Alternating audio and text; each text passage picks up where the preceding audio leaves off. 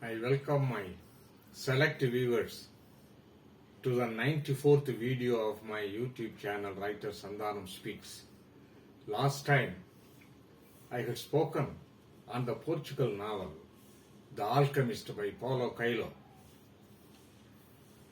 Today I am going to speak about the English novel, namely Rasselas, the Prince of Abyssinia, written by the 18th century literary colossus Dr. Samuel Johnson, my favorite author. While The Alchemist talks of in allegorical mood about the spiritual life, this Rasselas speaks about the phenomenal world. Dr. Samuel Johnson is a many-faceted personality. Perhaps many of you would have known the book Boswell's Life of Johnson.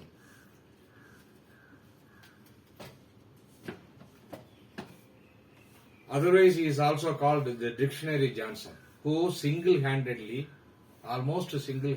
compiled the English dictionary. He is a lexicographer, essayist, poet, novelist, and above all, a compelling conversationalist.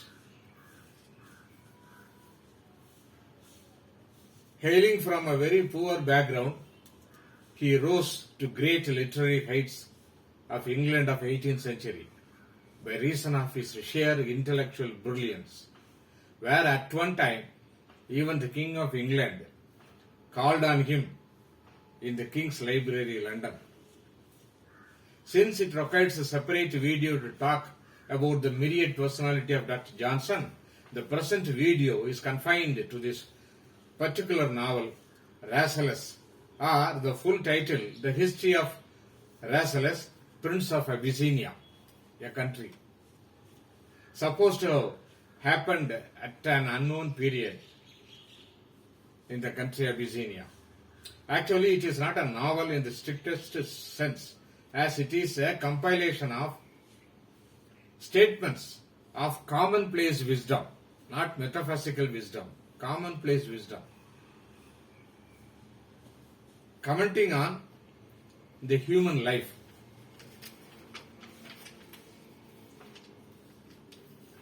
Surprisingly, this novel was written to defray the funeral expenses of his mother. Johnson wrote this novel at white heat, taking only a few days to complete it. His speed did not put a brake on his galloping wisdom. In fact, speed added more to his intellectual sharpness, leading to statements which could also be called gems on human life. Man, from the time he fell from paradise, is suffering from his weaknesses, namely the greed, anger, and delusions, which Thiruvalluvar, the Tamil poet, termed it as Kamam Vehudi Mayakam. Johnson, being a teacher of morality, tells through this novel phenomenal truths for improvement of human behavior. Above all, he focuses on life as it is through his keen observation. Now the novel is in brief. Prince of Abyssinia, namely Rasselas, is the fourth son of the emperor. He, with his brothers and sisters, is confined in a valley called the Happy Valley. The emperor father keeps the family in the valley, where all the material wants are supplied fully. But Rasselas, with a human curiosity and power of reasoning, is not satisfied with this golden cage and desires to come out to see the actual world and its people, reminding one of the Prince Siddhartha, the future Buddha. He meets in his own valley one wise poet called Imlach, who already had bitter taste of the outside world. Against the opinion of Imlach, Rasselas persuades him to take him to the outside world to have personal experience. Finally, the prince escapes by making a hole in the rock. He is, of course, accompanied by Imlach as well as his sister Nekaya and her friend Pekua. During the travel, they see various lands, different people, have conversations and interactions with them, and finally make their own observations on life. Their long stay and association teach them that human life is almost same everywhere, and nobody is fully satisfied with his present status. In that way, their expectations that there is a world beyond the dull happy valley, more interesting, is belied. Everybody has a complaint of his own against life.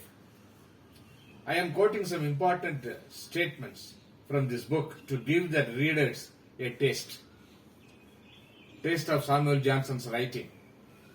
This book is very small, containing only 150 pages.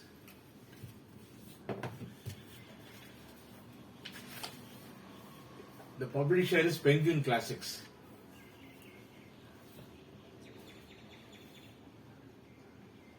If anybody thinks that he could read it quickly, will be disappointed, as each paragraph looks like a mountain to be crossed because of its arresting contemplative statements. In almost all the paragraph, each sentence stops you with its heavy wisdom. Another thing, it is only Dr. Johnson speaks in the whole novel on behalf of all characters. Hence, it is only one character ultimately in this novel, that is Johnson. The conversationalist par excellence that Johnson is, he converses with the reader through this instrument called novel. I am going to quote a few of them, very important statements, and probably with my comments for some. Number one, what makes the difference between man and all the rest of animals? I am like the animal, pained with want, but I am not like him, satisfied with fullness. I fear pain when I do not feel it. This is Rasselas' statement on seeing the animal inside the happy valley. Pleasure has ceased to please. I shall long to see the miseries of the world, since the sight of them is necessary to happiness. Again, Rasselas tells to himself. Every man has owed much to others and ought to repay the kindness that he has received. Johnson, the moralist, reveals himself through the words of Rasselas. 4. End of studies is to gain the dignity of instructing. Imlach Point says. Number 5. No man was ever great by imitation. 6. The business of poet is to examine not the individual but the species. That is why writers become universal. Great writers become universal. But why their knowledge is more than ours, I know not what reason could be given, but the unsearchable will of the Supreme Being. 8. Human life is everywhere a state in which much is to be endured and little to be enjoyed. 9. Great works are performed not by strength but by perseverance. Many things difficult to design prove easy to performance. 10. Man is a slave of fear and full of hope. Note the choice of words. 11. Let us therefore at length cease to dispute and learn to live. I am reminded of the statement of U.G. Krishnamurti, who said, "You are in search of the meaning of life all the time. Meanwhile, you are missing to live." 12. Marriage has got many pains, but celibacy has no pleasure.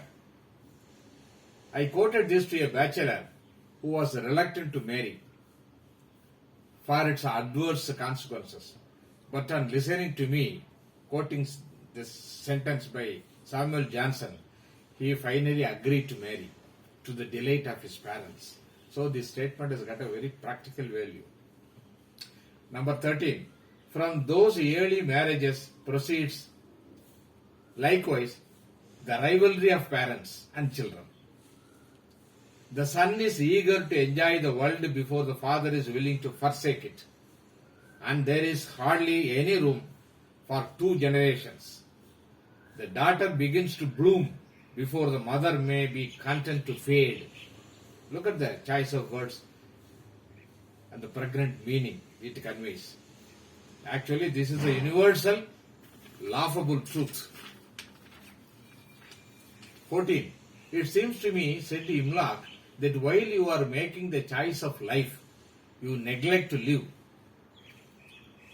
affirming the previous statement. 15.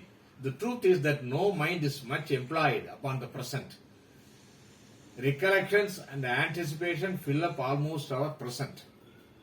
It is echoed in our Tamil poet called Thaimanavar. In his couplet, எண்ணாத எண்ணமெல்லாம் எண்ணி எண்ணி ஏழை நெஞ்சம் புண்ணாக செய்ததும் போதும் பராபரமே.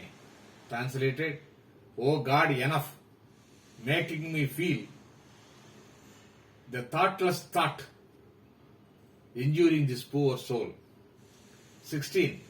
A comment on present day administration. Governors being accustomed to hear of more crimes than they can punish and more wrongs than they can redress, set themselves at ease by indiscriminate negligence and presently forget the request when they lose sight of the petitioner. Let me not exhaust the viewers with the overdose of wisdom, but as conclusion, this is my passing shot. Wealth is nothing but as it is bestowed, and knowledge nothing but as it is communicated. They must therefore be imparted to others. Somewhere else Johnson hits the nail on the head by an equally virtuous statement. Wealth and knowledge unspent is useless. To conclude, Dr. Samuel Johnson, the literary dictator of the 18th century, still spreads his personality even today, as basics of human life has not changed. One criticism against him is his bombastic style. Any serious student of life and literature has to train himself repeatedly and to understand Dr. Johnson